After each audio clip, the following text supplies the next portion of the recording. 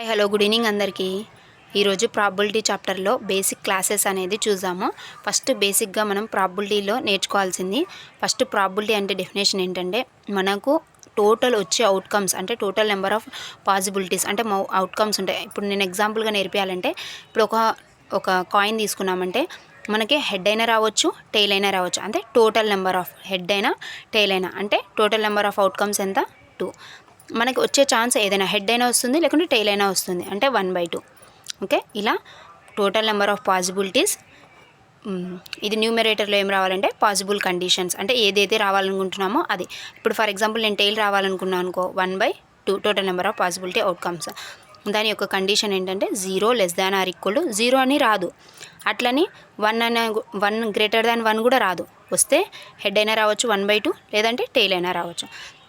దాని యొక్క కండిషన్ ఏంటంటే P(e) + P(e) bar = 1. అంటే ఇది ఎగ్జాంపుల్గా ఎలా చెప్పొచ్చు అంటే నేనేమనుకుంటున్నాను, టెయిల్ రావాలి అనుకుంటున్నాను అనుకో, ఇది అవుట్కమ్ ఏంటి టెయిల్ రాకుండా అంటే ఇది coming outcome, not coming outcome అంటే హెడ్ రావచ్చు. టెయిల్ రాలేదంటే ఇంకా హెడ్డే కదా ఆటోమేటిక్గా.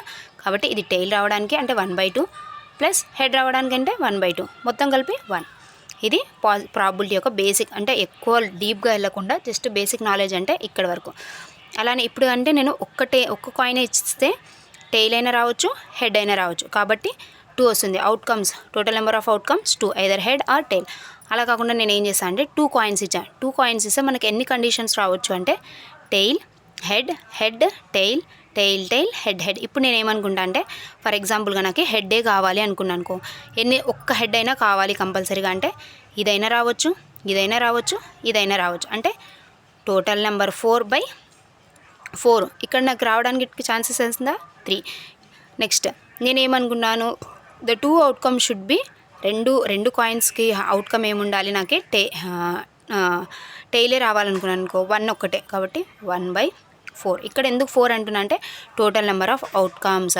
ఇలా టోటల్ నెంబర్ ఆఫ్ అవుట్కమ్స్ ఎట్లా మారుతున్నాయి అంటే ఫస్ట్ నాకు ఎన్ని ఛాన్సెస్ ఉన్నాయి, 2/1. ఏదైనా హెడ్ అయినా రావచ్చు, టెయిల్ అయినా రావచ్చు. ఇక్కడ అంతా ఎన్ని ఉన్నాయి, 2 కాయిన్స్. ఇక్కడ ఎంత హెడ్ ఆర్ టెయిల్, అంటే హెడ్ కూడా రావచ్చు, టెయిల్ రావచ్చు.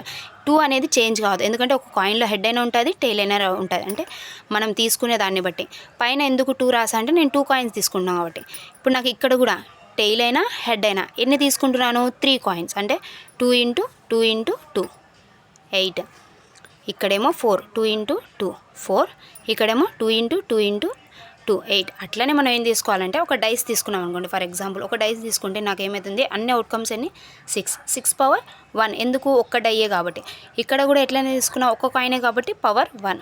ఇక్కడ 2 కాయిన్స్ కాబట్టి పవర్ 2. కాయిన్ అనేది ఇక్కడ పైన, ఇక్కడ 3 కాయిన్స్ కాబట్టి 3. ఇప్పుడు నాకు అవుట్కమ్స్ ఎన్ని వస్తాయి, 8 అనేది. ఆ 8 అవుట్కమ్స్ రాసుకోవాలి, ఆన్సర్ దాన్ని బట్టి చేయాలి. ఇది బేసిక్ నాలెడ్జ్. అలానే నేను 2 డైస్ తీసుకున్నా, 2 డైస్ ఒకటేసారి వేస్తున్నాను అనుకోండి, అప్పుడు ఏమవుతుంది 6² అంటే 6 × 6 = 36.